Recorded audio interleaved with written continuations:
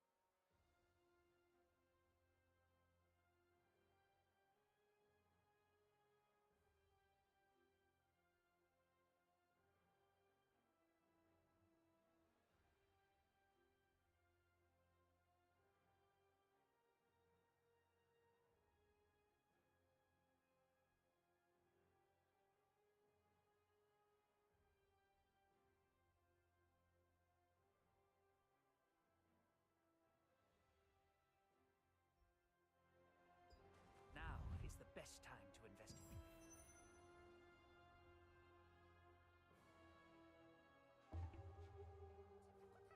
First, I'll brief you, and then we'll start the investigation. First, we'll have shape-shifting abilities very well.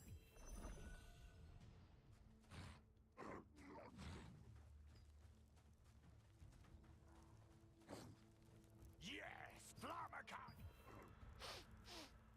What's this smell? You smell funny! Those dusty archetype ones! Long live the phonos!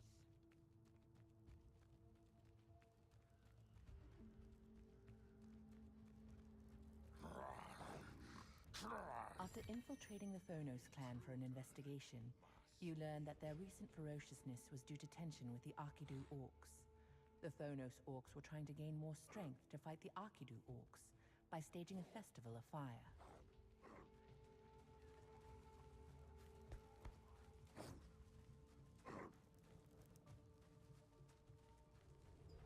Have you gathered enough information?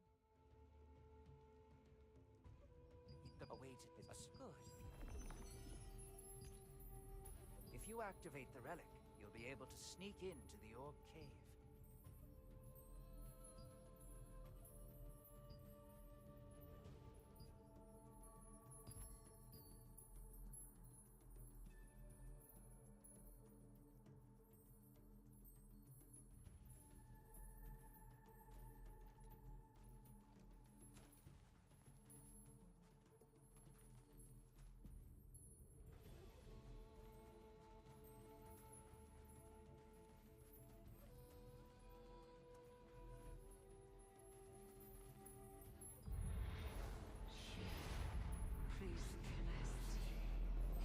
Success. I always believed it would respond to astral forces. The power of the eclipse will hide us. Let's get moving.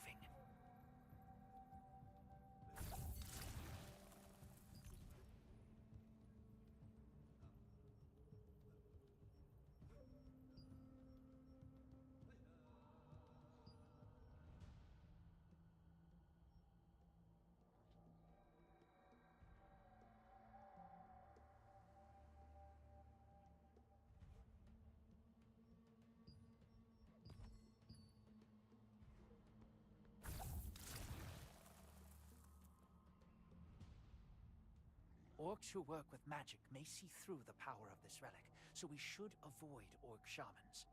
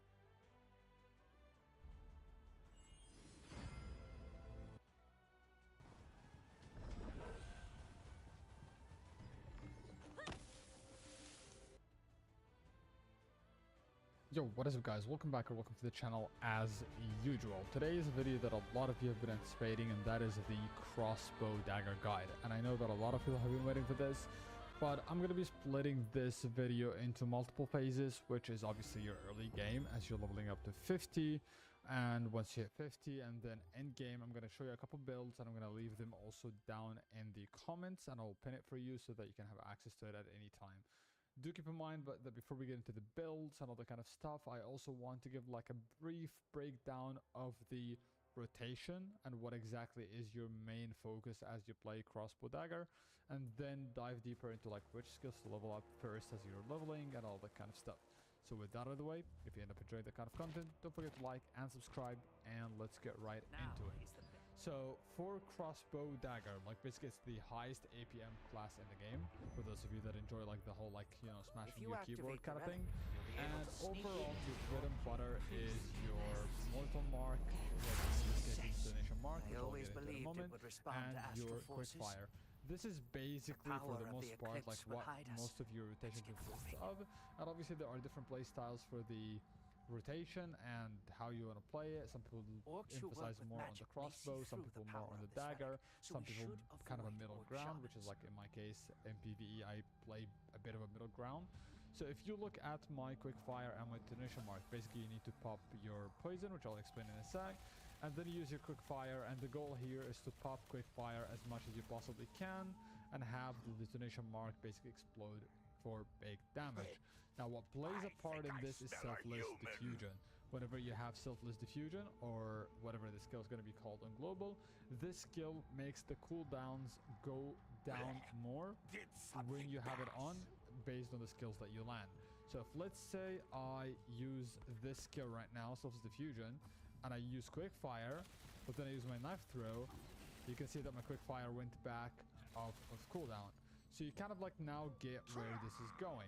So essentially you would pop your poison, click the detonation mark, which will basically deal like put the mark on the target. You'll press 4, which is basically like the quick fire, and then use your diffusion so that you can kind of like try to reset quick fire. On top of it, your V, which in my case like this V, the nimble leap, also resets quick fire in one of the nodes, which I'll show in a sec. So if we press 4, dash, it's reset, dash, it's reset. Once again, now you see the trend. So it's like quick fire is basically your bread and butter. We're gonna get into the dagger as well at some point, because dagger is like kind of like you weave it in for the most part. So now if I show the rotation properly, it's gonna look something like this. So here we go. 1, 4, dash, 4, dash, 4. Use your knife throw, reset your quick fire. Number 1, dash, 4, and then start putting in your dagger abilities if needed. So that is basically like kind of the rotation. So to kind of simplify it, you simply pop your buff, which is your poison, which I will explain it once again in a sec. You put on the detonation mark, you use number 4, pop your selfless diffusion, then reset it with your nimble leap, quick fire, reset it, quick fire, and then throw the knife when still like selfless diffusion is up to reset your quick fire and even your detonation mark again, then repeat. And once you're out of everything, you jump in, or still if you're close, you just like start using your dagger abilities. So once again, it's gonna look something like this.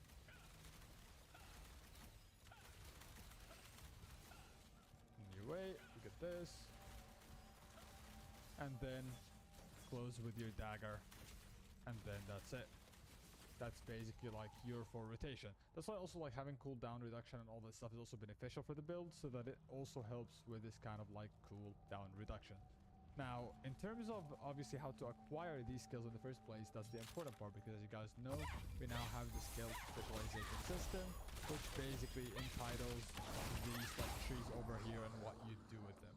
But before I dive into this, obviously we need to break down which skills are you even gonna level up as you are playing. Obviously from what you've noticed right now as you're playing, quick fire is basically your main DPS, meaning that is the skill that you will be leveling up initially as your main skill. So this is the skill you will get from green to blue as fast as you possibly can, and from blue to purple also as fast as you possibly can. So quick fire is going to be the first active skill that you're going to be focused on, and selfless diffusion to try to get the offhand chance, and also to try to get these cooldown reduction as much as faster as you possibly can. So these two are going to be basically your bread and butter to level up alongside your Mother Nature protist, which I'll explain in a sec what we're going to do with it in the skill specialization. And on top of it, initially for the AoE, you can use Cleaving Moonlight so that when you gather multiple mobs, you can kind of like use the Cleaving AoE, because this skill actually does AoE dagger damage. And on top of it, you have Thundercloud and the Knife Throwing. Those are also pretty solid to level up. After you're done doing that, you can level up Mana Exchange for a better mana and Detonation Mark for that extra pop, because initially the damage pop is not really that high, so that's why I don't focus on it too much. That is in terms of your skills. The rest is up to you and subjective. At the end of the day, you want to get all of your skills super gold. The defensive skill that we're using is the Dagger skill, because when you use it, it gives you mana. So if you use the Dagger skill when you're standing still and block, it gives you mana if you block a perfect block, which is like the Fury attacks. And if you roll, you go invisible and gain mana while invisible. Fury attacks are basically, think of them as stuns or the purple circle attack that you see on the mobs. Now that is for the block. Now what about the passives? So the passives are on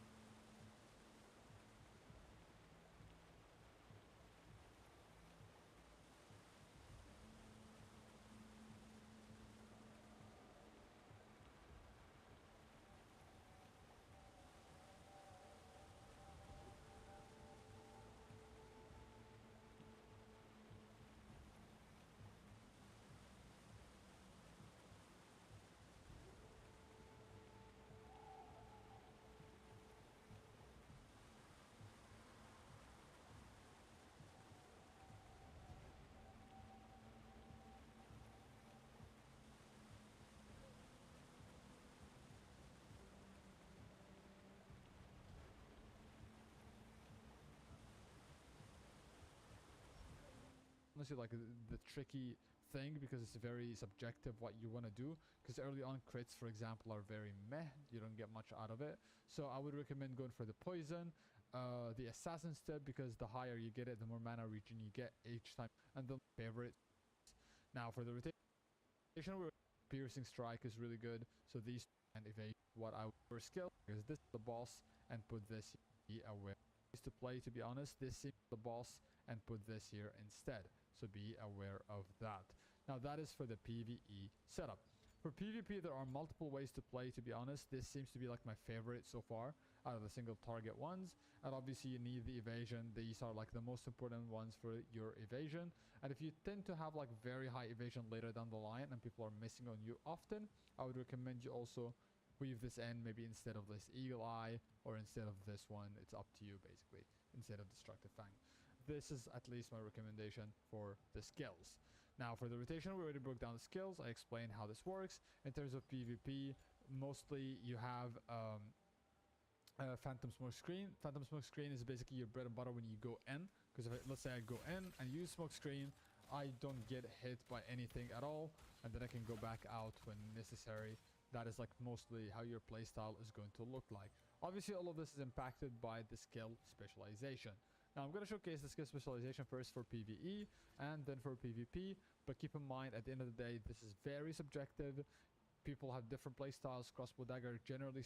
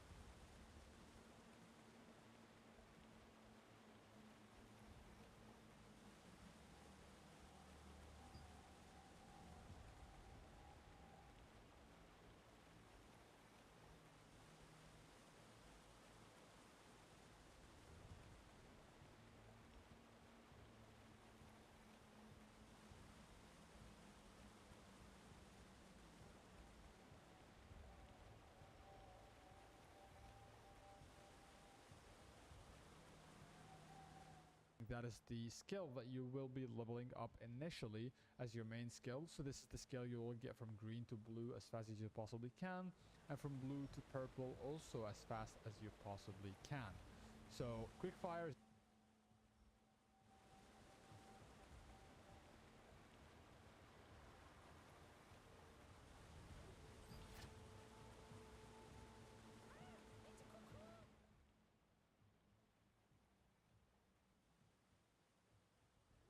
As I mentioned, is your bread and butter, so you would want to actually maximize it.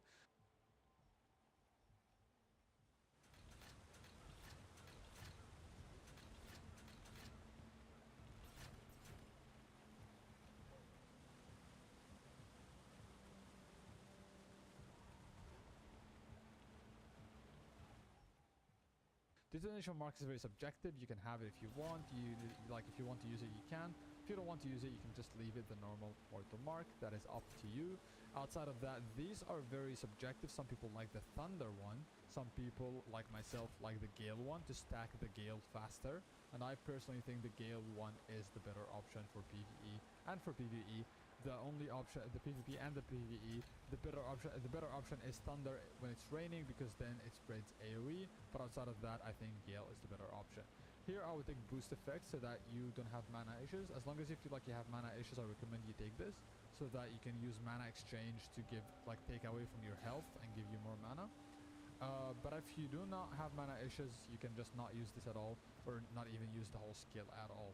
But initially, when you have mana issues, you should be using this because you will be having mana issues initially. Now, in terms of the dagger, actually, first of all, you need in the Nimble Leap, you also need this one to make Nimble Leap available 2 times. And then you need this one, which will allow you to reset the quick fire as well. And in some cases, you could also use the Whirlpool if you want. I don't personally think it's that important. Some people think it's good. It's, once again, preference. People have different playstyles. In terms of the dagger, however, inject venom. It's up to you whether you want to keep it as a venom poison or a thunder. I personally like the thunder cloud, which is the lightning infusion, for 2 reasons. 1, looks cool, I'm going to be honest. And 2, it also shreds endurance, which makes you deal more crit, which is important for crossbow dagger. The second thing is I like to have this consecutive 2 times so that I can use it twice in a row. I wanted to also apply thunder effect because the thunder effect is pretty strong. And then I like to take brutal incision to thunder effect as well, because the more lightning effects that I have on the target, the higher damage it's going to deal. But at the same time, I like to take the cooldown on it so that it allows me to pop that additional, cooldown reduction so that I can actually use it more often. And outside of that, you can either take area damage if you want, if you are going to be doing AoE grind out and about, or you can take the proportional damage of the health, which also is strong, or the reset upon death, but this is not really important unless it's PvP. I would take either this one, or I would take the attack speed for the extra attack speed when you use this skill. Initially, attack speed is not going to be that extreme, so I would honestly take the extra damage to to get a better buff.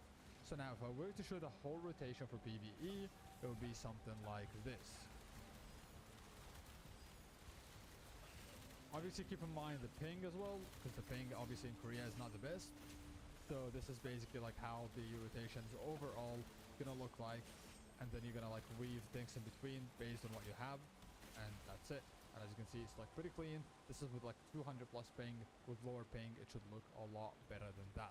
Keep in mind though, if we do not have this passive on release, which should be the case, we should have it on release, but if we don't, we'll have something called Opportunist, and you should use that instead.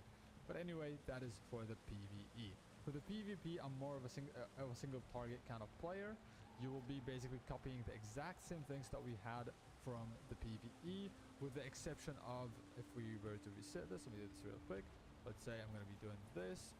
I personally don't like taking the immune. It takes you it gives you 0.5 seconds of immunity. I never really noticed it working properly. Maybe because it was Korea, who knows? Maybe in global I'll play around with it and try it out. But for Korea, I never really got any use out of it. Outside of that, you'll take these as usual. Detonation mark is very subjective. It's up to you whether you use it or not. You have Gale as well. And to be able to go back, I would like to supposed to be changed. So this is actually the correct one. I need to have this here.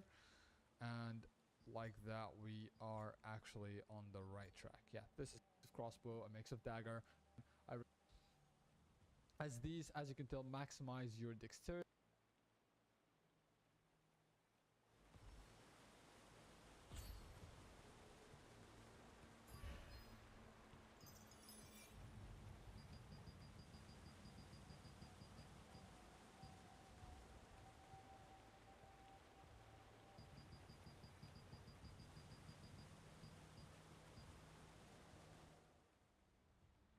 And I think this is going to be the best one to maximize your dexterity out of. And I would recommend you go for something like wisdom as you're leveling initially, as that will help you out a lot more in terms of like keeping your mana regen up and also the cooldown speed. So this is what I would be going for as I'm leveling up, and all of these items are easy to craft by simply playing while you're leveling. I'm not obviously going to explain how crafting works and all that stuff in this video, but I might make a different video separately for the crafting as well, for those of you that want to know how the crafting works. Now, mid-game, you would kind of like try to go for these. I made sure that a lot of these things are easy to acquire. You will get one of these two from the story anyway. The second one, you will get it easily as well by simply crafting. Let's say you get this one from the story, which is the dagger. Then you can craft 4 green crossbows to get this one from the lithograph. This one you will get from the story.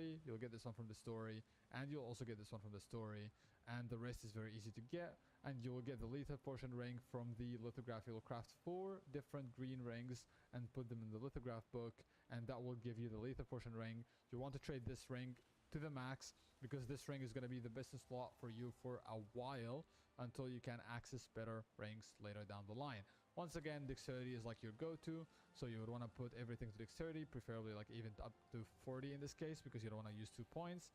Then the rest will go into wisdom initially, so that you don't run out of mana. Once again, this is for PvE, because initially your main focus is going to be PvE, so this is what you are going to be running for PvE in those 2 instances. Now, once you've started getting to the end game, this is what I'm going to be aiming for, and this is basically going to be your PvP gear. Obviously, this one is from the dungeon. You can get this from the level 50 dungeons, which is really easy to acquire. That's why I have it included in here, because it's really easy to acquire. And when it comes to these items, most of the items that I included should be easy to acquire. In this case here, you'll take movement speed, and in here you'll take magic evasion, range evasion, and mana regen. So these are the items you'll get. This one is going to be easy to acquire from the open world dungeon grind. These 2 are from the level 50 instance dungeons. This one are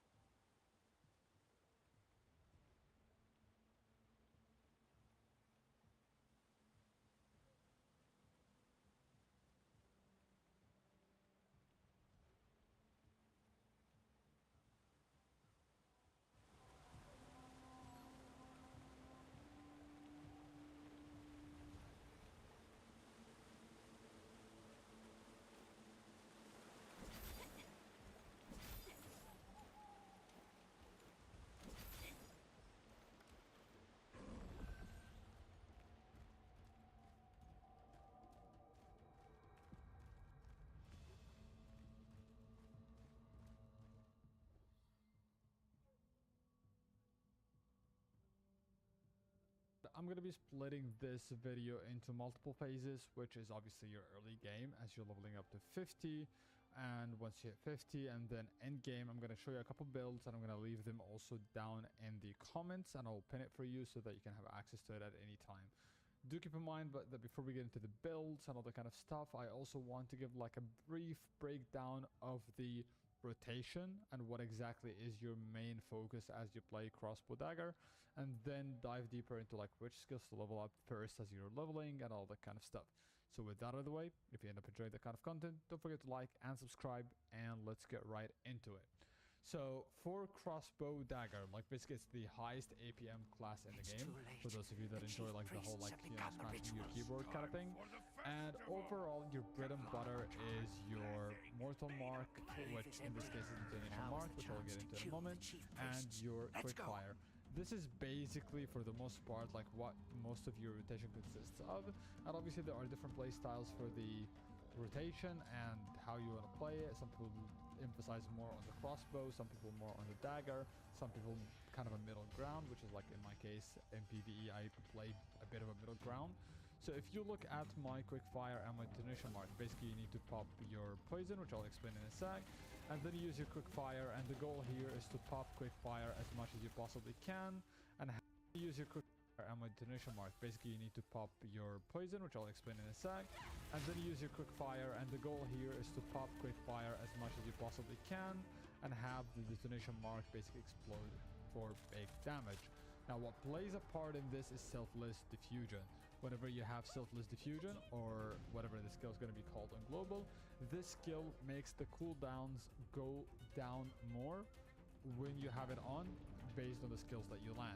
So if let's say I use this skill right now, selfless diffusion, and I use quick fire, but then I use my knife throw, you can see that my quick fire went back off of cooldown. So you kind of like now get where this is going. So essentially you would pop your poison, click the detonation mark, which will basically deal like put the mark on the target. You'll press 4, which is basically like the quick fire, and then use your diffusion so that you can kind of like try to reset quick fire. On top of it, your V, which in my case like this V, the nimble leap, also resets quick fire in one of the nodes, which I'll show in a sec. So if I press 4, dash, it's reset, dash, it's reset. Once again, now you see the trend. So it's like quick fire is basically your bread and butter. We're gonna get into the dagger as well at some point, because dagger is like kind of like you weave it in for the most part. So now if I show the rotation properly, it's gonna look something like this. So here we go. 1, 4, dash 4, dash 4. Use your knife throw, reset your quick fire. Number 1, dash 4, and then start putting in your dagger abilities if needed. So that is basically like kind of the rotation. So to kind of simplify it, you simply pop your buff, which is your poison, which I will explain once again in a sec. You put on the detonation mark, you use number 4, pop your selfless diffusion, then reset it with your nimble leap, quick fire, reset it, quick fire, and then throw the knife when still like selfless diffusion is up to reset your quick fire. Is your 4, use dagger as well at some point, because dagger is like kind of like you weave it in for the most part. So now if I show the rotation properly, it's gonna look something like this. So here we go. 1, 4, dash 4, dash 4. Use your knife throw, reset your quick fire. Number 1, dash 4, and then start putting in your dagger abilities if needed. So that is basically like kind of the rotation. So to kind of simplify it, you simply pop your buff.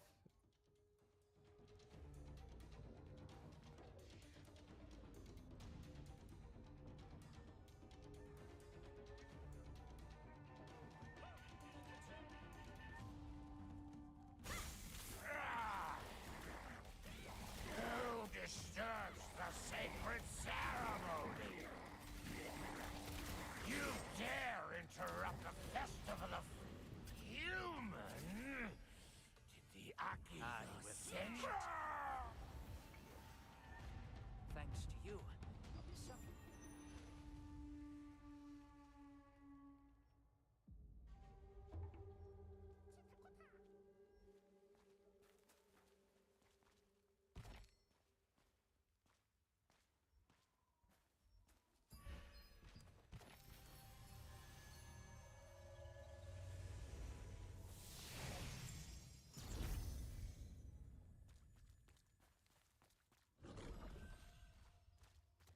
So why is it raining? Hey, your again inventory suddenly? looks too heavy.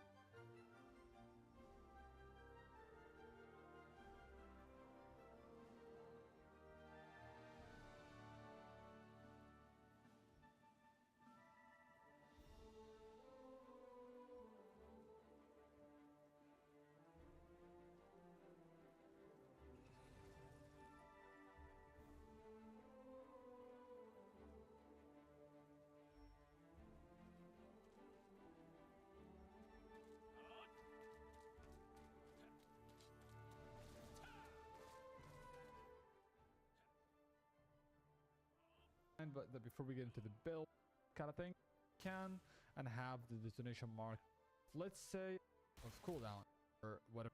Click the detonation mark, V, it'll throw in a sec. So if we press 4, dash, it's really get into this. So here we go. 1, properly, it's gonna look something like this. So here we go. 1, 4, dash, 4, dash, 4. Use your knife throw, reset your quick fire. Number 1.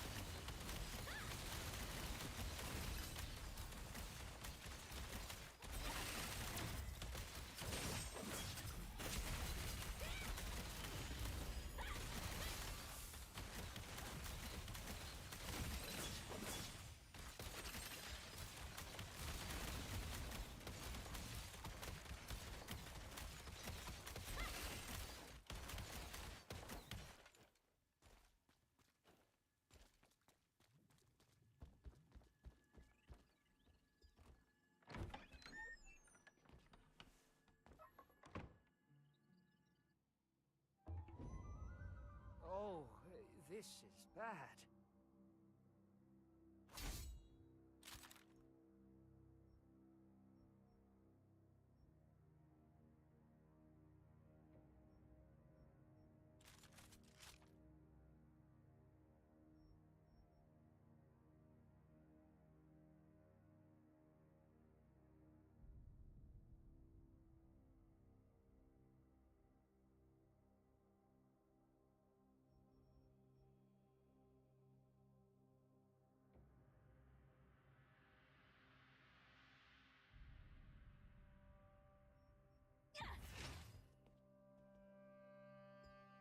You came back safe. Not the real bots. I heard about Benny. The archive. When you finished your mission,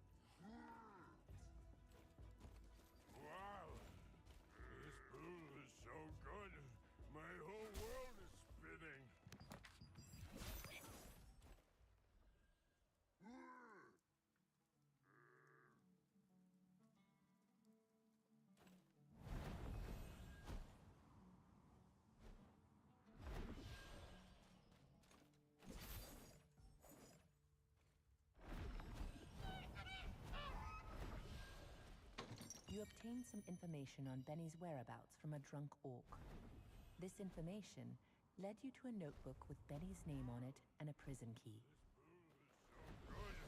My whole world is spinning. Wow. This pool is so good. My whole world is spinning.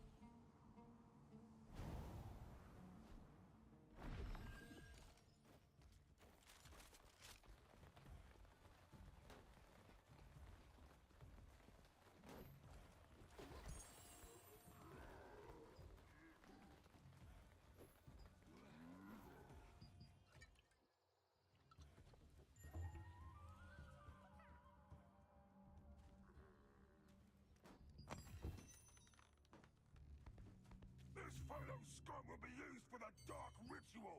Keep an eye on him. Don't you even think of pulling another trick on me. What did you do this time? I fed a prisoner stinky monk once, and it suddenly turned human.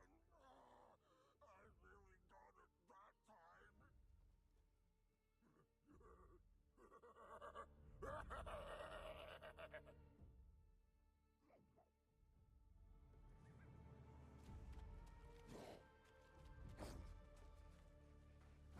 Watch that chest!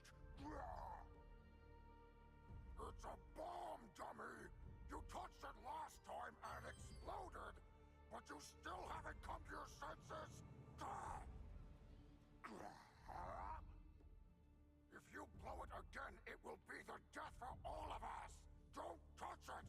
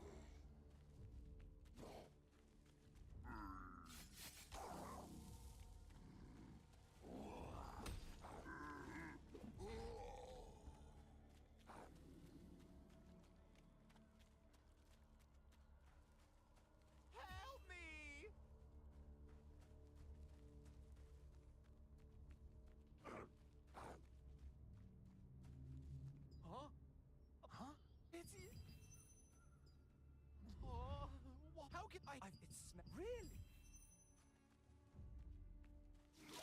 This isn't right.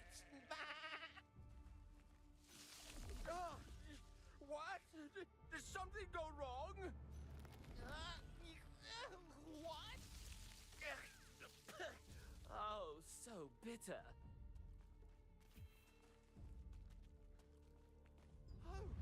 Oh yeah. Though imprisoned by the orcs, you were able to escape with the key you found in the valley.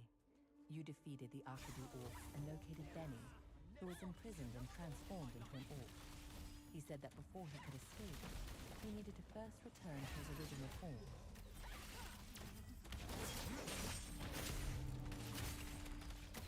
Take him down! Nice! I knew you could do it!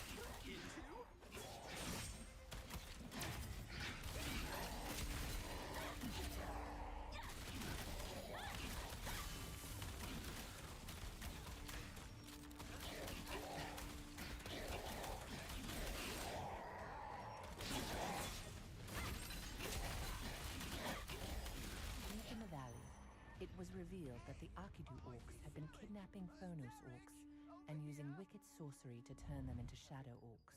Zarek, seemingly a wizard of the Talon Guild, revealed his true identity as a member of the Archean Legion who had infiltrated the Resistance. This unfortunate revelation made it clear that Arkidu orcs' dark rituals were tied closely to the Legion.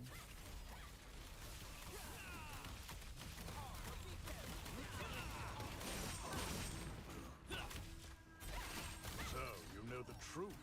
I'll have to kill you then. Glory! What? You both the whole... Ah, here goes nothing! Take this! A dramatic final strike!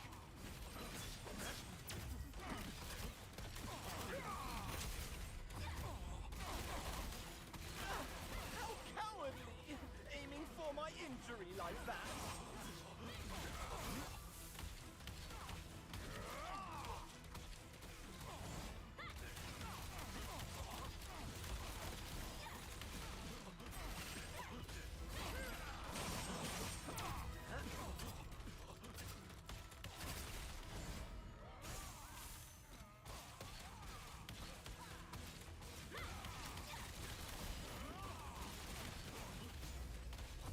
So, to fight to the end.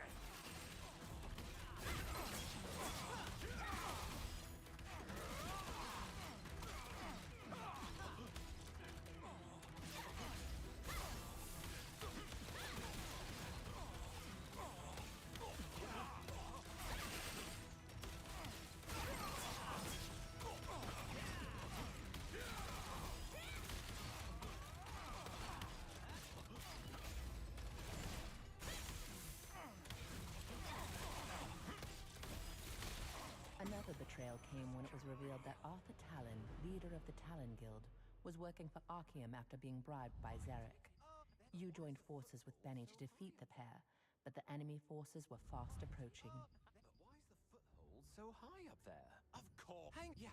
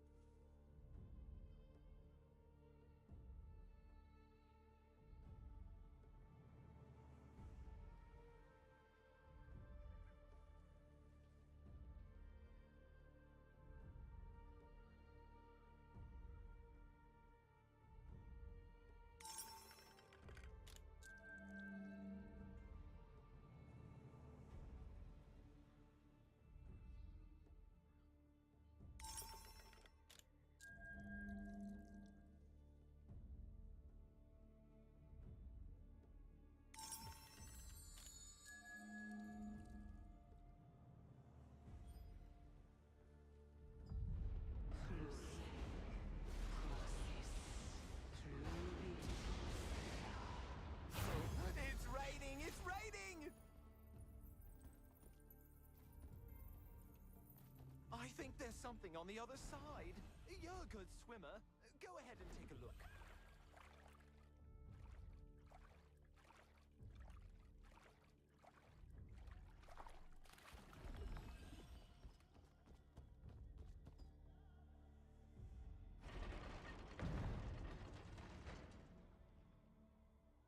The bridge is moving upward. I think it could go higher. Do you see something there?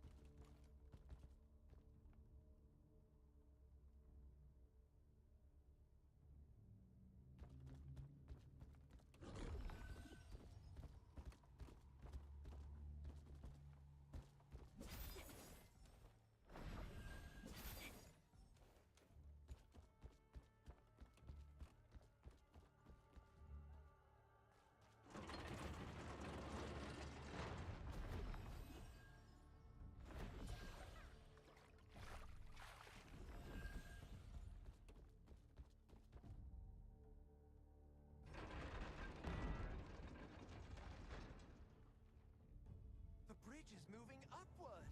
I think it could go higher. Do Do you see something there?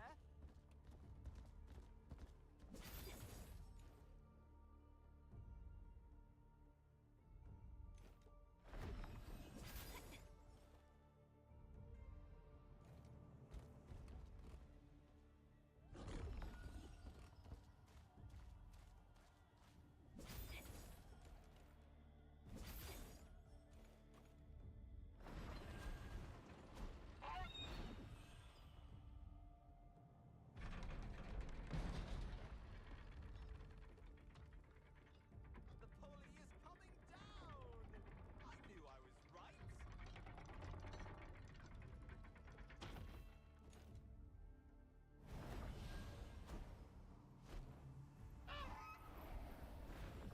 Whew. Oh, and...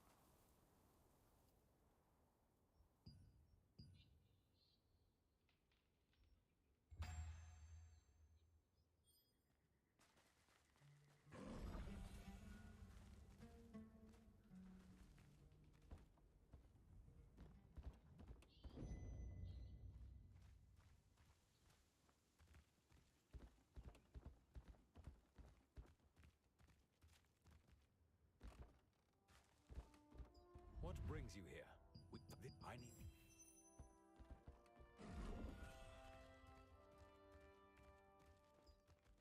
How did the report go? What's it me? After narrowly escaping the valley, you inform Gideon, the watch captain of Kanina village, about Arthur Talon's true allegiances. However, you needed solid evidence to prove the guild leader's betrayal.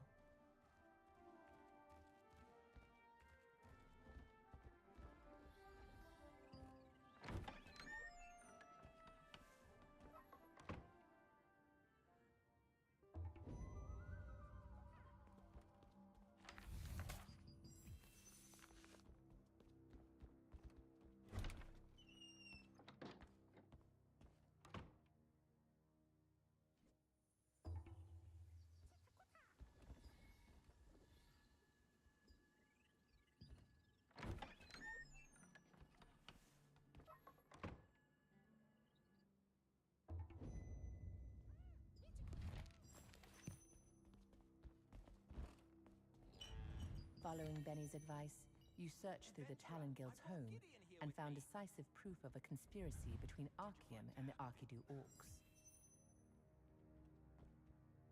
You certainly went anyway. With the evidence in hand, Gideon decided to report the Talon Guild's corruption to the Resistance. After everything was settled, Benny bade you farewell, promising to see you under better...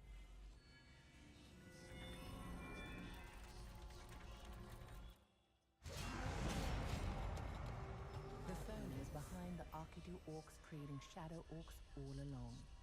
They even brought off a resistance faction to help carry out the conspiracy. Though their plot was uncovered this time, you will have to remain vigilant to prevent future catastrophes.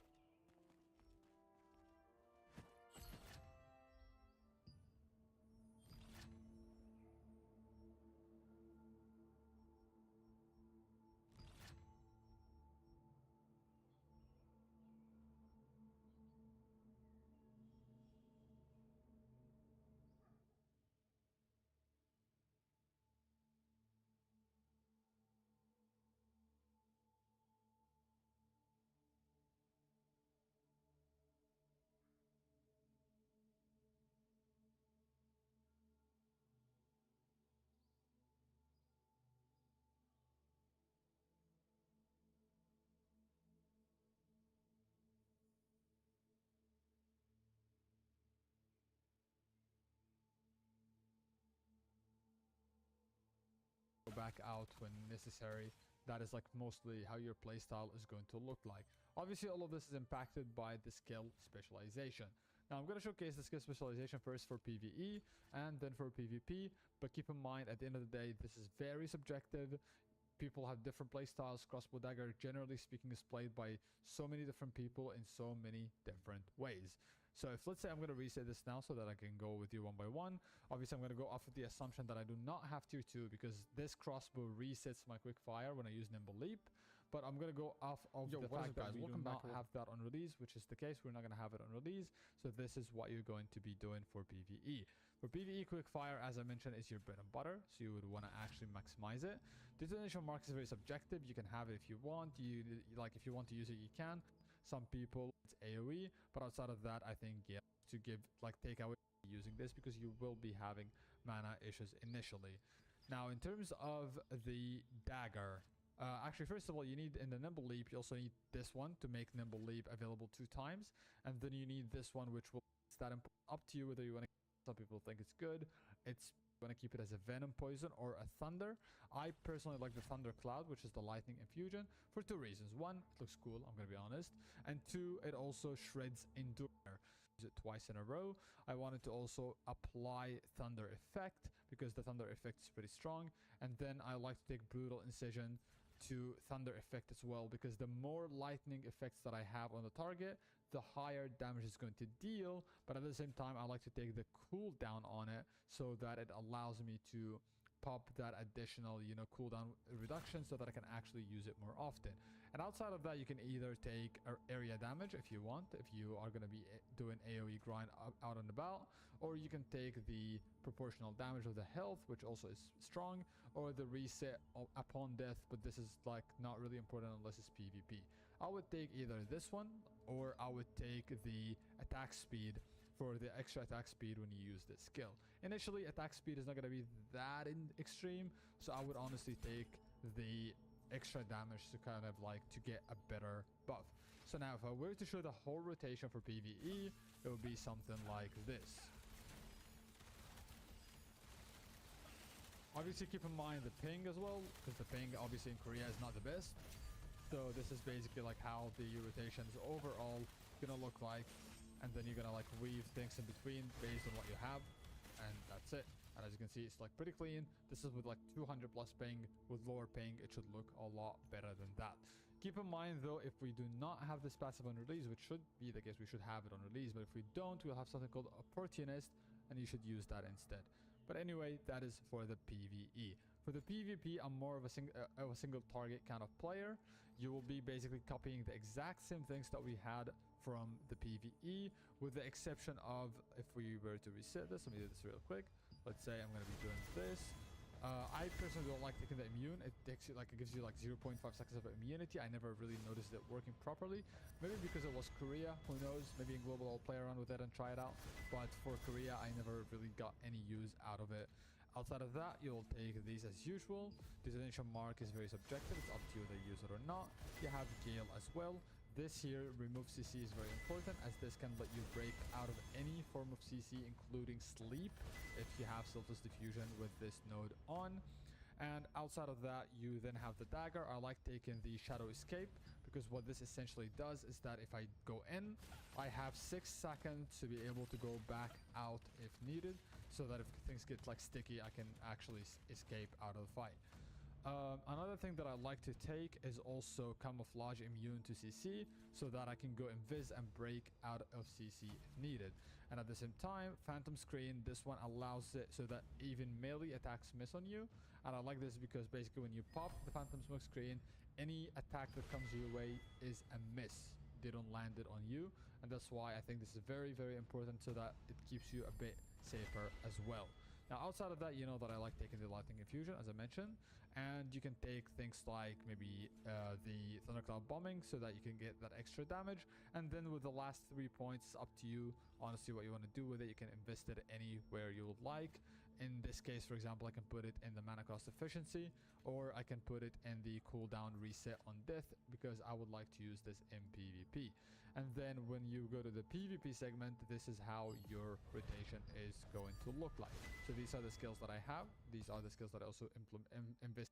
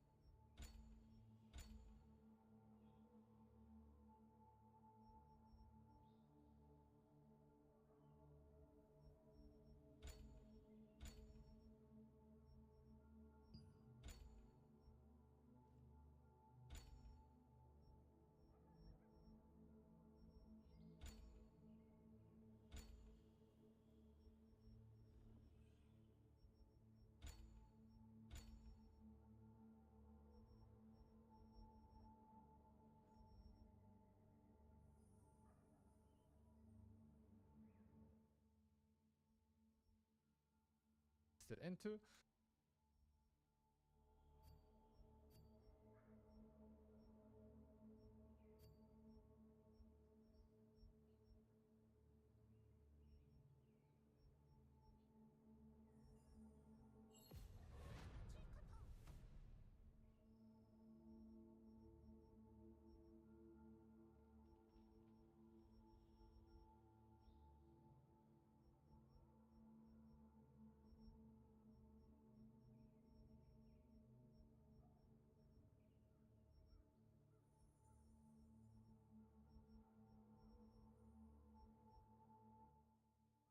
And then whenever you go in, let's say you take a target that you want to kill, you can just like use your rotation. And then whenever you go in, let's say you take a target that you want to kill, you can just like use your rotation from far away. You can go like dash around, go in, pop this, pop your thing, the phantom, and get out when needed. The phantom switch screen will basically save you from that.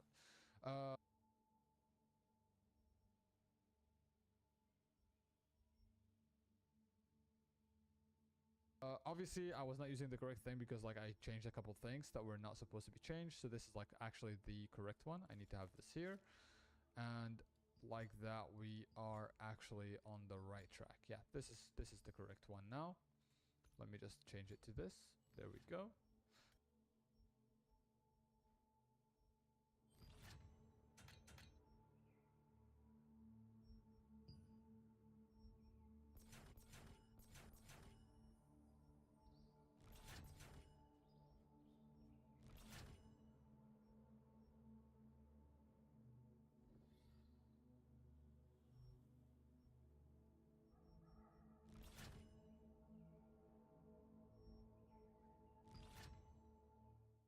All right. So basically,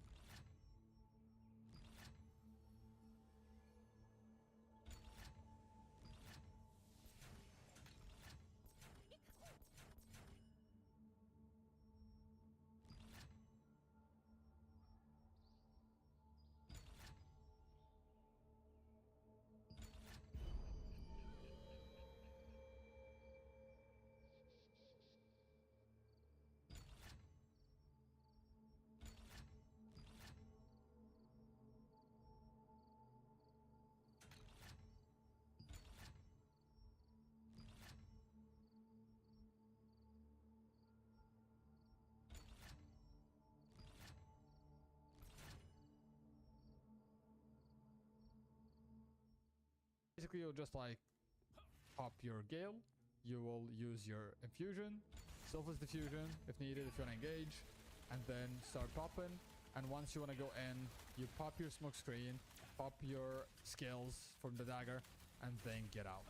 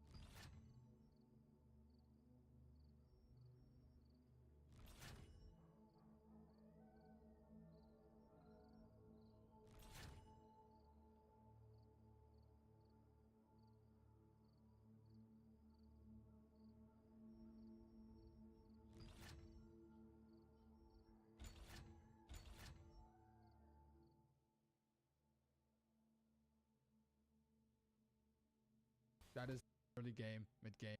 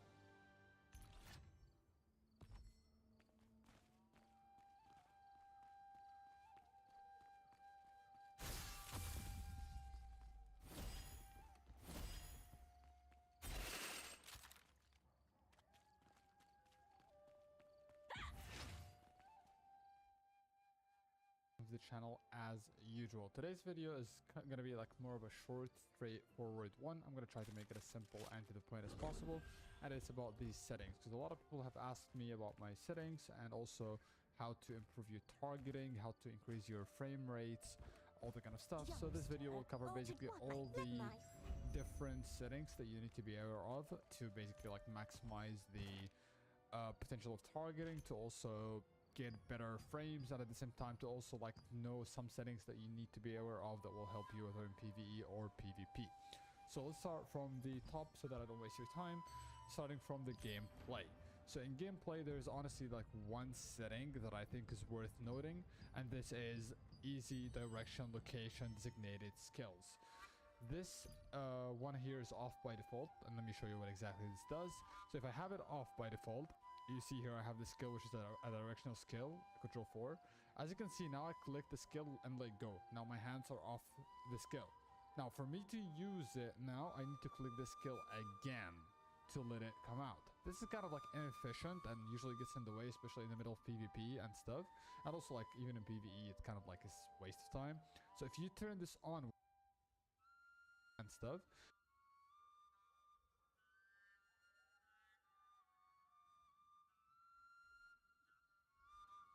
and also like even in PvE, it's kind of like a waste of time. So if you turn this on, what ends up happening is when I'm holding the skill, now I'm holding the skill, if I let go of the skill, it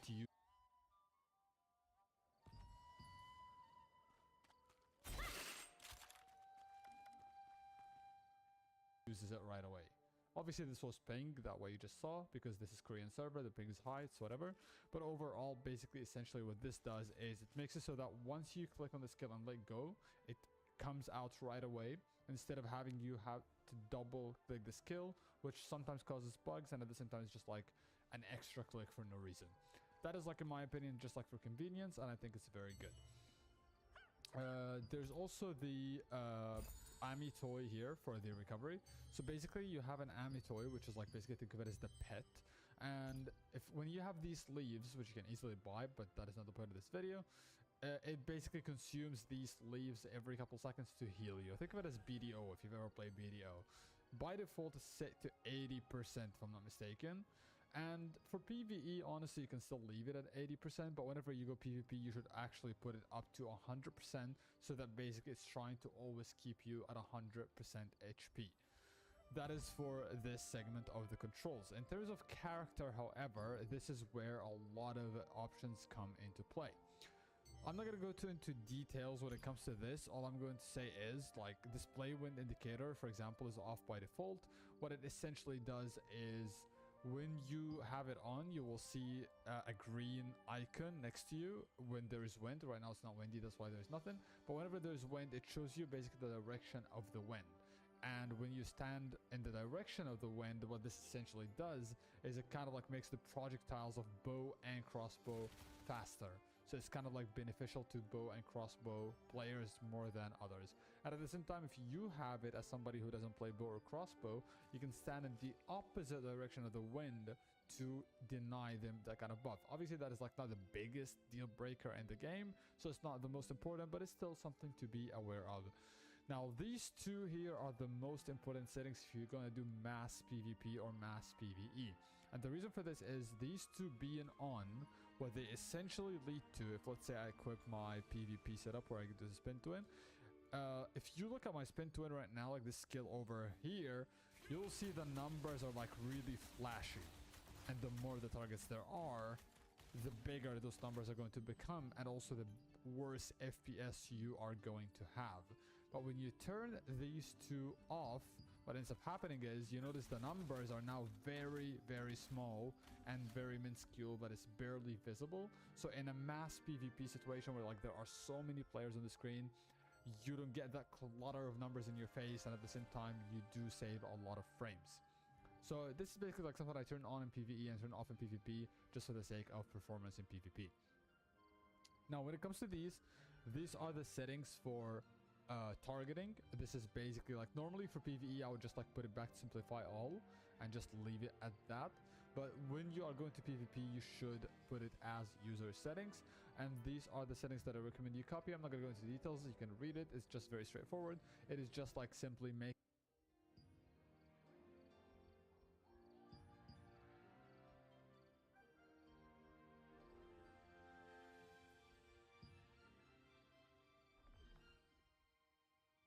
those things more visible and remove like clutter with emblems and things like that, so that you can easily see the targets on your screen when there's like so many people on your screen. So simply like copy these, play around with them as you see fit. However, these are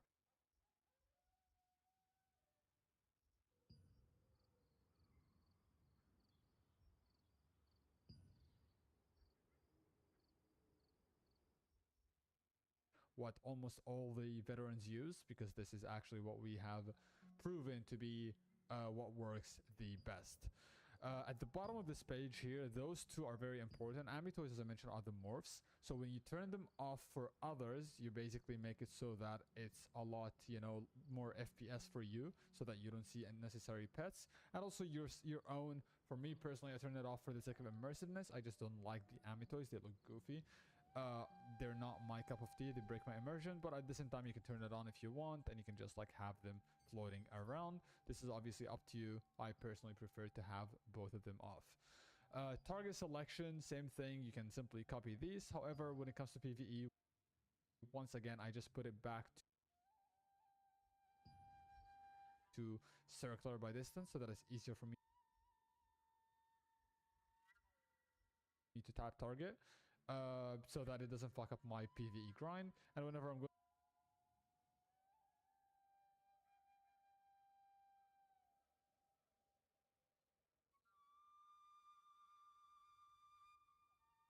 my PvE grind,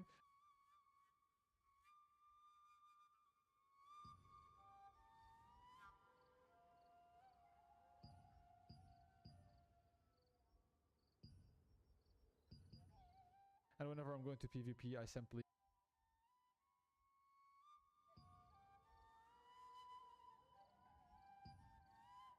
go to the right side, and it does not remove the ticks or change it or anything like that. Just be aware to copy this. It's very straightforward. It's just like you make your priority the attacking players or the hostile guilds or whatever, so that you are not attacking mobs by mistake or monsters by mistake in the middle of PvP.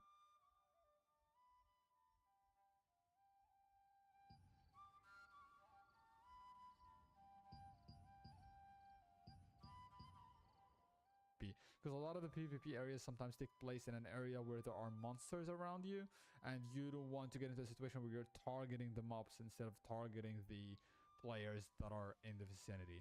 This is basically for the targeting, and you can simply like put the players and turn off the monsters and all that stuff. That's all there is to it. Outside of all those settings, the rest is honestly like very subjective. It's up to you what you'd like to do. Like camera, for example, I turn off shake effects. It's like too much, especially for PvP. It's up to you whether you turn it on or off. Lock camera, like to lock and target, I hate this feature.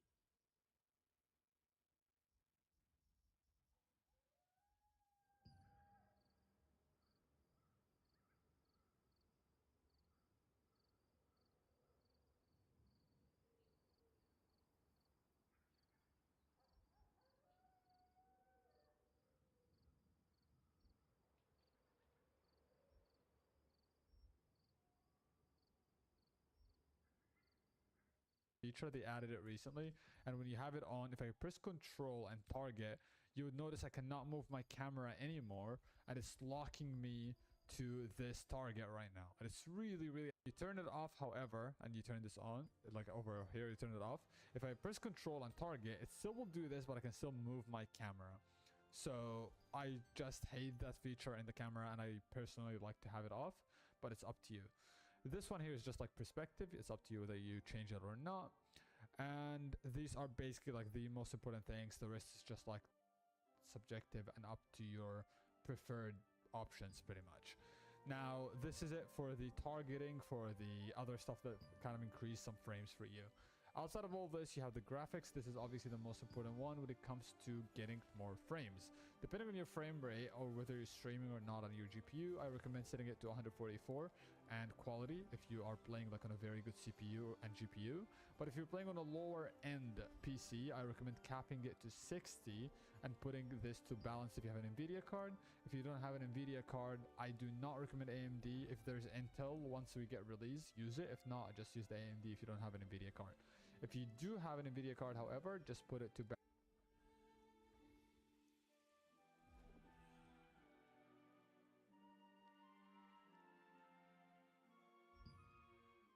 balanced if you are low in PC, and cap it to 60. But if you have a decent GPU like 30XX or 40XX, turn on all the way to 144 depending on your refresh rate, but don't go beyond 144 to be honest. And if you have a 40 card, turn on the Nvidia DLSS from generation.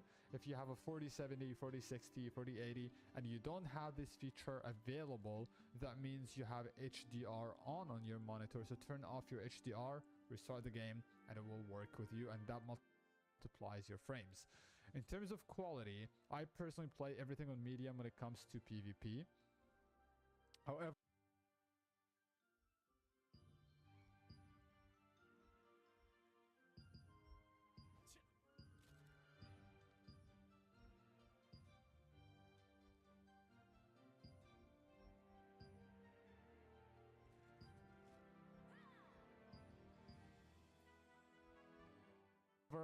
these settings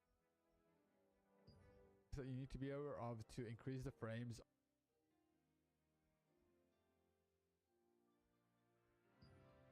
are a few specific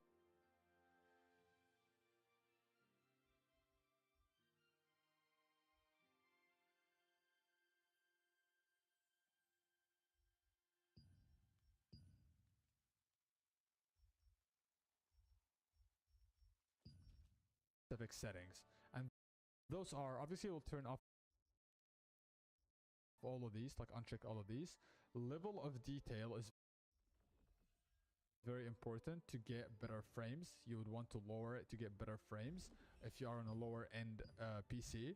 Volumetric fog and volumetric clouds are also pretty heavy. If you lower them, you also still get better frames, obviously at the expense of visual fidelity. So put them to medium, maybe even low depending on your specs. Shader preloading, I prefer to have it on high. Depending on how much RAM you have, I would even put it all the way down to low. But if you have like a good CPU and good RAM, leave it at high, maybe even epic. But if you're just sitting at 16-ish RAM, lower it to low. Hair strands is always off, as this one eats like a massive amount of frames. It makes the hair look more realistic and better, but it's way more frames, like about 30 to 50 frames if you turn it off. This one is good for PvP, like if you want to turn it on. If you don't do much PvP, you can turn it off. That's totally fine. And always use DirectX 12. On the top here, you should lower shading quality, because shading quality actually eats a lot of performance.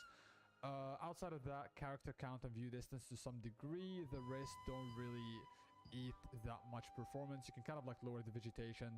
It kind of like gives you a little bit of frames, but it's not like the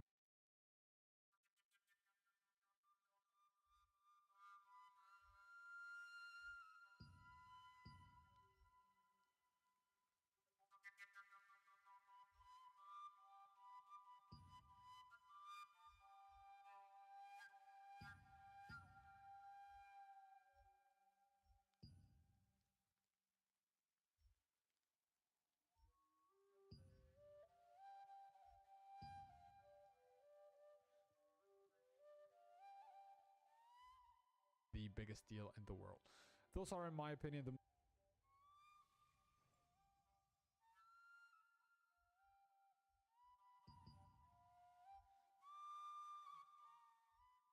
most important things to be aware of. The rest is very subjective. They do not really eat much resources. If you're on a lower end GPU, maybe like put everything to medium or to low, so that you don't struggle in mass PvP. But as long as you're PvEing, if you have even a 1660 super, for example, you should be able to run everything on almost medium at all times. these are basically all the settings that I thought I would share with you that I think are very important. I have a video coming up soon for the crossbow dagger, by the way, guide for those of you that wanted it. So be sure to subscribe and turn on the bell notification. And at the same time, I'll cover some other systems as well that I think are very important for you to know of. But yeah, look, if you made it this far, and until the next one, peace.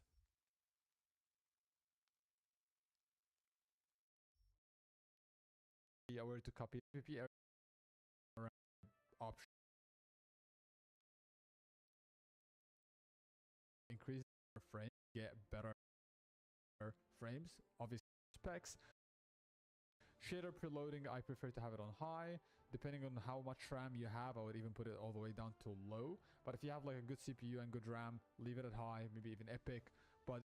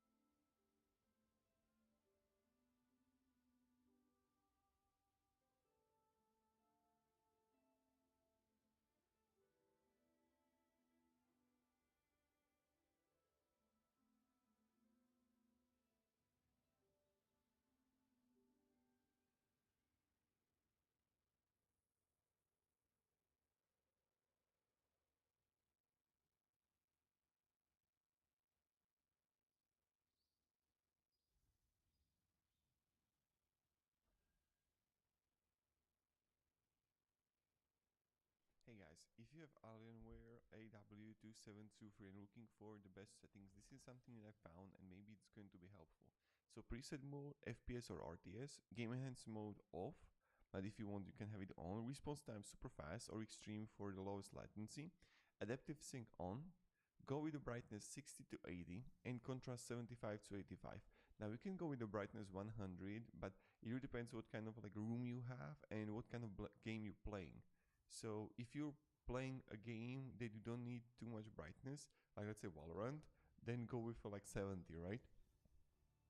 Custom color 97, 99, 96, so try it out. Sharpness 50 for clear and sharp images. The black equalizer 12 to 15. Display mode 16 to 9. And comfort view off. And now if you want like in-game settings, you can natural resolution have 240 VSync off. And now if you can have NVIDIA control panel, go with the brightness 50, contrast 50, gamma 0.85, 60-70% digital vibrance, image sharpening off, anti-aliasing FXA off, low latency ultra, and these are for the AMD. So I'm just like stop here and you can just like copy it. And then just like go buy it.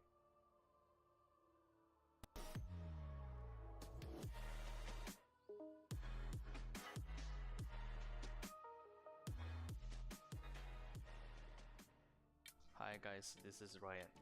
So today's other collaboration. So on your monitor, you want to go to the so after you for the review, but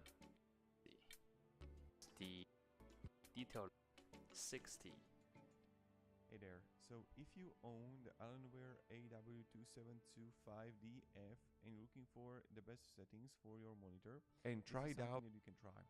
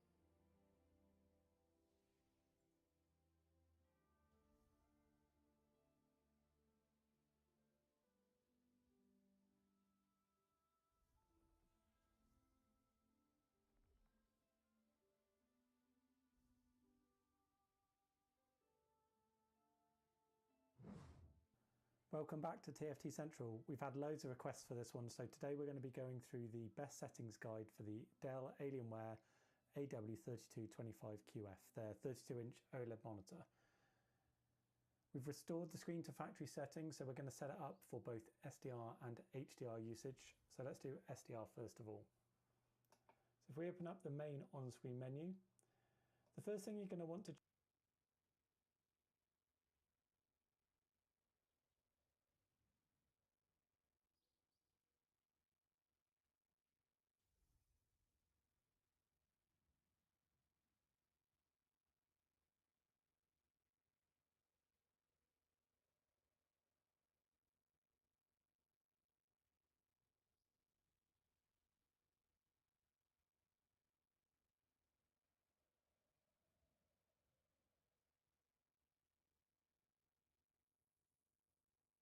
Hi guys, in this video I provide you the best settings for Alienware AW2723DF.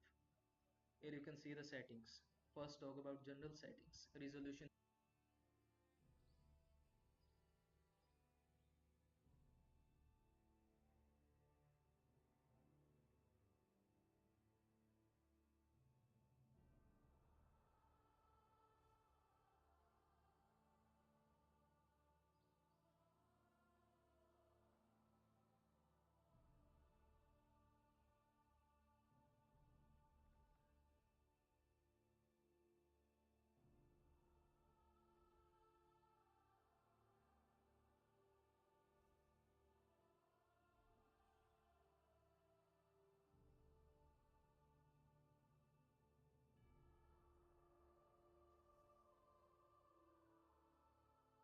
In case you don't have access to a colorimeter, I'd recommend using these settings instead, and in conjunction in the sRGB color space. In case you don't have access to a colorimeter, I'd recommend using these settings instead.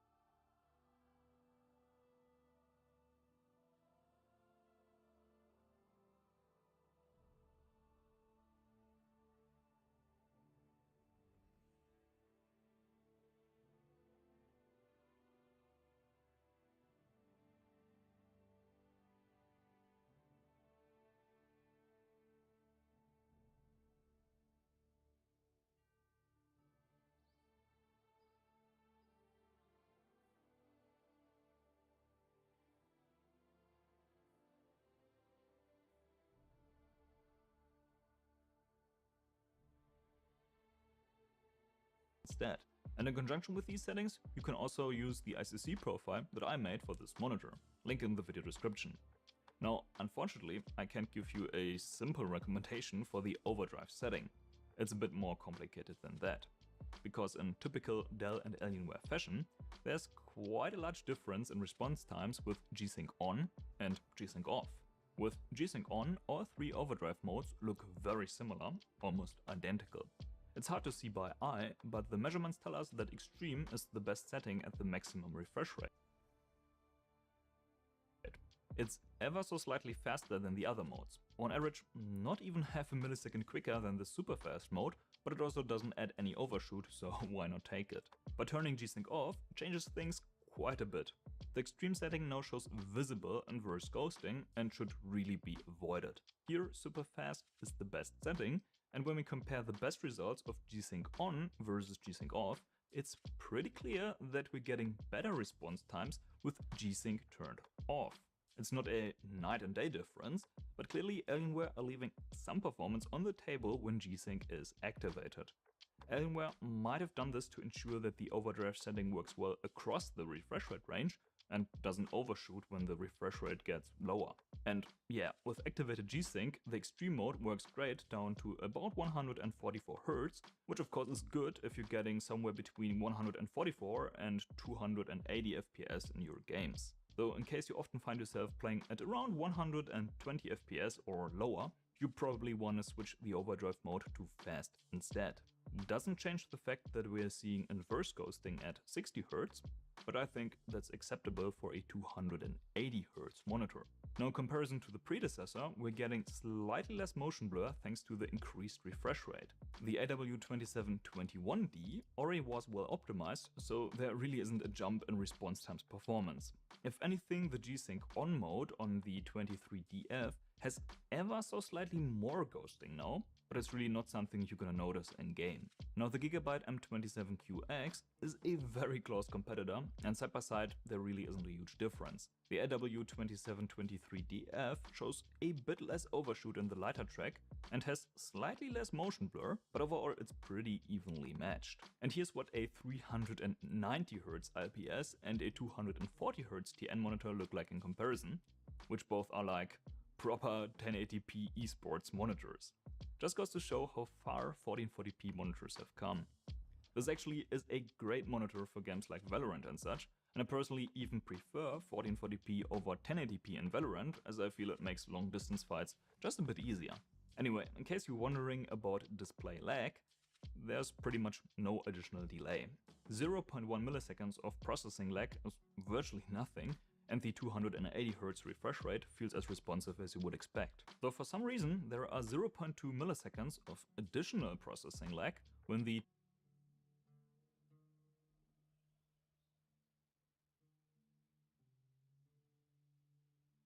280 Hz overclocking option is disabled. Not that this would be noticeable, but it's kinda interesting nevertheless. And yeah, if you're wondering, G-Sync doesn't add any lag. Generally, the adaptive sync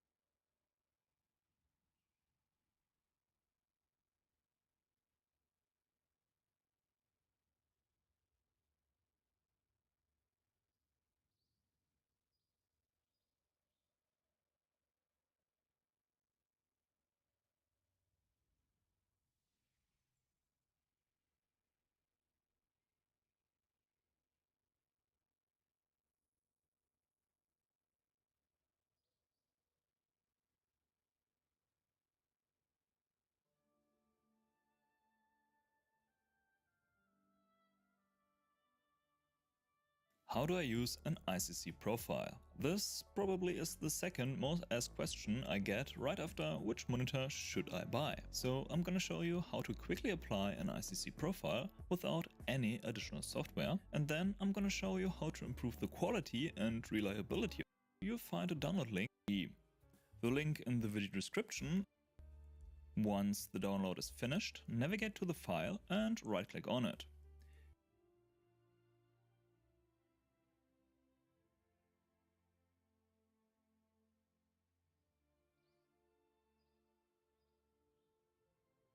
You now want to click Install Profile, which does sound like we're already done, but actually we're not.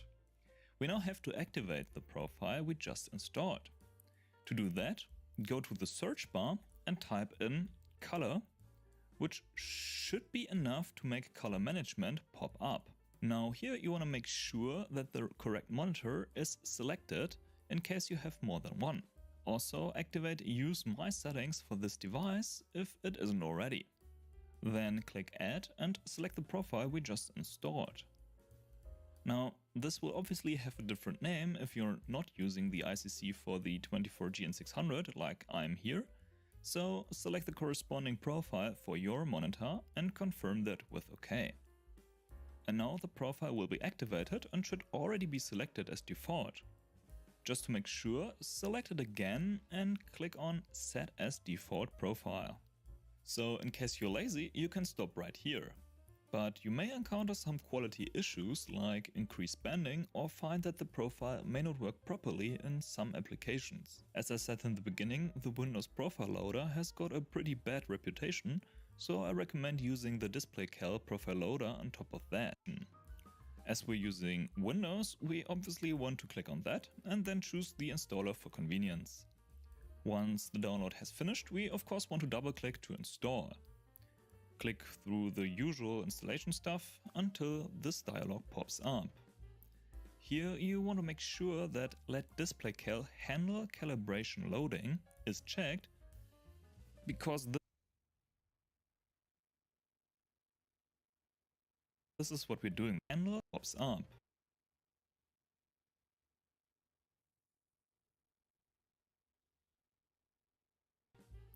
Here you want to make sure that Let Display Cal Handle Calibration Loading is checked, because this is what we're doing this for. I don't want to see the readme here, but let's start the program right away. Now here you will be asked to download some additional components, which you can deny if you don't plan to make your own calibrations in the future. So we're gonna click cancel here. Then you'll be asked to support the developer of DisplayCal, which you really should if you can afford that. It's a really good piece of software and totally free. But we're gonna pass for now. At this point we can close the DisplayCal window and look for this new symbol in our taskbar. If you left click on it, this should actually already show you the profile you applied earlier in Windows. I'm obviously using the completely wrong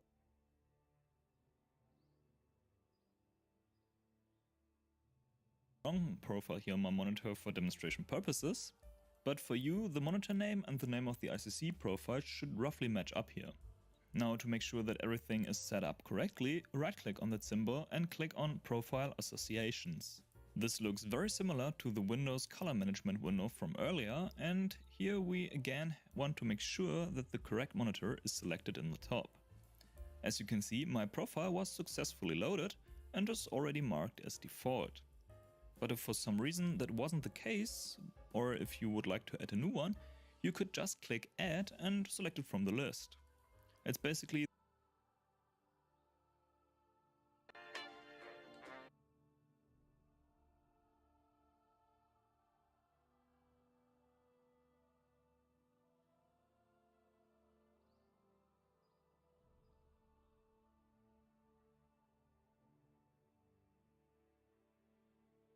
professional color work in the sRGB color space. In case you don't have access to a colorimeter, I'd recommend using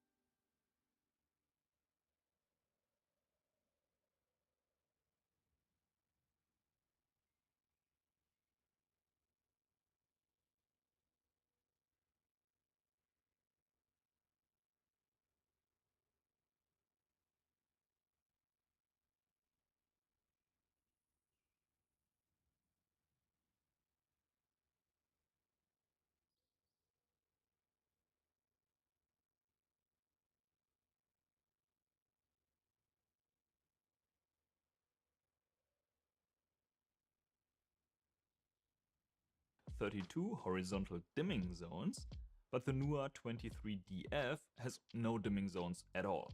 It's not a huge loss, as 32 zones are still far too few zones to get good HDR anyway, but I found it worth mentioning.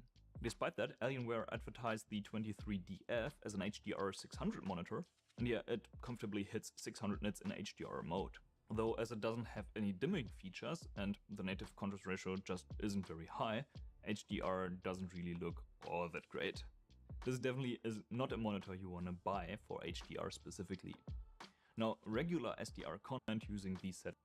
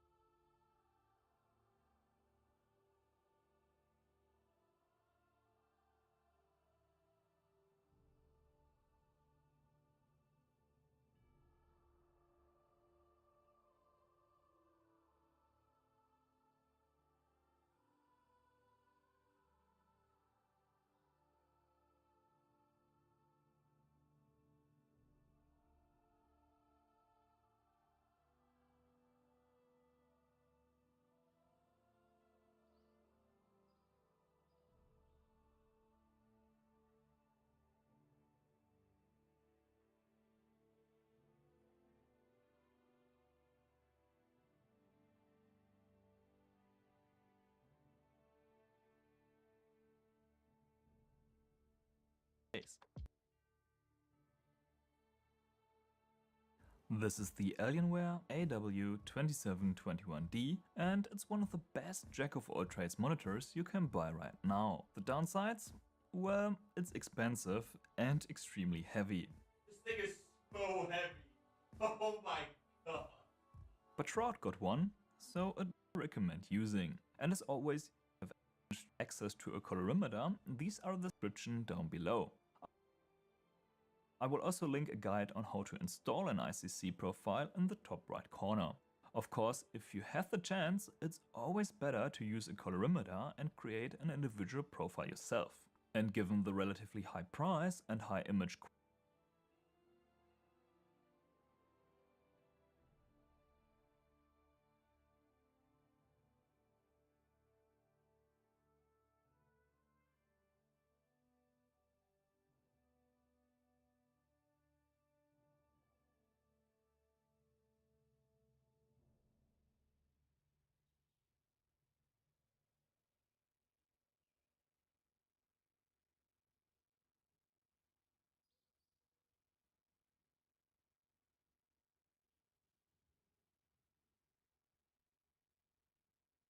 quality of this monitor only is W2721D for photo or video editing. Make sure, however, that you're using look variations.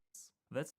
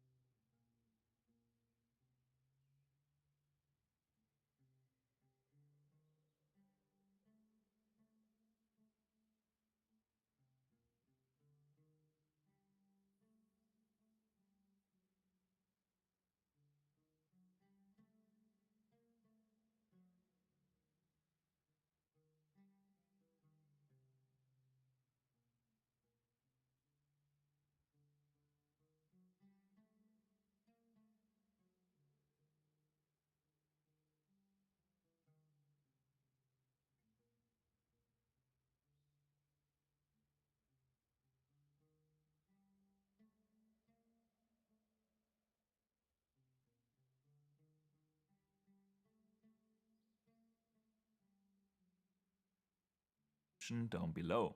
I will also link a guide on how to install an ICC profile and renting or borrowing one that you display interesting for creative people, but for gaming as well. See, having a display that can render highly saturated colors can be very beneficial for visibility in games like COD Warzone, or basically any somewhat competitive title that doesn't have a lot of color contrast to begin with. Especially using software-based vibrance tools on top of that can significantly increase the color contrast between enemies and that resolution. Looks having a display like this is that it handles these highly competitive that having 240 Hz for competitive titles. Now, I'm also happy to report that G-Sync works without a flaw. That's of course very important for cinematic titles where reaching high FPS would be very challenging, especially in 1440p. And I personally like to cap my other games just below 240 FPS to enjoy synced frames as well. This monitor even has a G-Sync module and the G-Sync Ultimate certification. The Ultimate Appendix basically only means that this monitor supports HDR, so this is nothing to be too excited about. Especially as Nvidia recently dropped the 1000 nits barrier that monitors need to hit in order to get their Ultimate logo. The G-Sync module almost guarantees flawless sync with Nvidia graphics cards. The same performance, I'm very pleased with what the AW20 pursued overdrive modes for us to choose. Fast looks great, closer look at that. Alienware only provide 3 different overdrive modes for us to choose from. Fast looks great and shows basically no visible ghosting and no overshoot either. The so-called super fast mode already is too much overdrive, which leads to a significant overshoot. And the extreme mode, well, it's even more useless. But it's hilarious how Alienware described the extreme mode in their manual. So fast is the best mode at 240 Hz and can also be used with adaptive sync close to the maximum refresh rate. At lower refresh rates, fast still is the best mode, even down to 60 Hz. Now, I'm not a big fan of only getting 3 overdrive modes, 2 of which are useless to make matters worse, but the remaining mode actually is optimal throughout the refresh rate range, so I'm totally okay with that. But how does the fast mode stack up against the competition? Well, in my most recent video I tested the Omen X25, which was the fastest monitor I've ever reviewed. And it still is. The Alienware also manages to show no visible ghosting at all, so that's obviously great. But still, the X25 with its TN panel shows a clearer overall image. Take a look at the black outlines of the UFO for instance. But that's not to downplay the performance of the AW2721D. When we throw one of the fastest IPS monitors into the mix, it becomes pretty clear how good the Alienware actually performs. Now, the Dell also uses a nano IPS panel by AG, but the older one, 721D, shows that it was a good idea to bump that up to 200 more. The PD27 definitely supposedly is the fastest one on the market.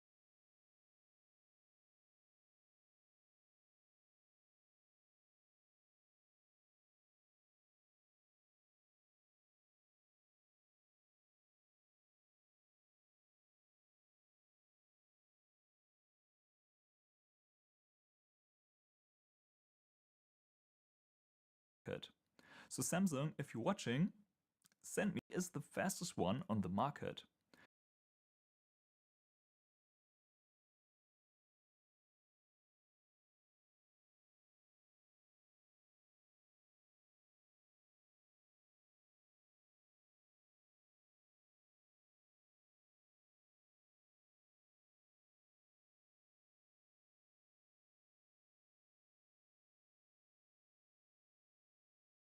So Samsung, if you watch, obviously is fast enough for Shroud, like the Omen X25 without content creation, and has on how these two IPS would perform, as they are about $100 less as well. But it has one thing, but backing that up with things like an excellent factory calibration and a flawless overdrive tuning can't be taken for granted. Let me know if you'd like to see a review about one of those other ones I've just mentioned. I leave all of them linked down below in case you want to check prices or pick one up. Thanks for watching, bis zum nächsten Video.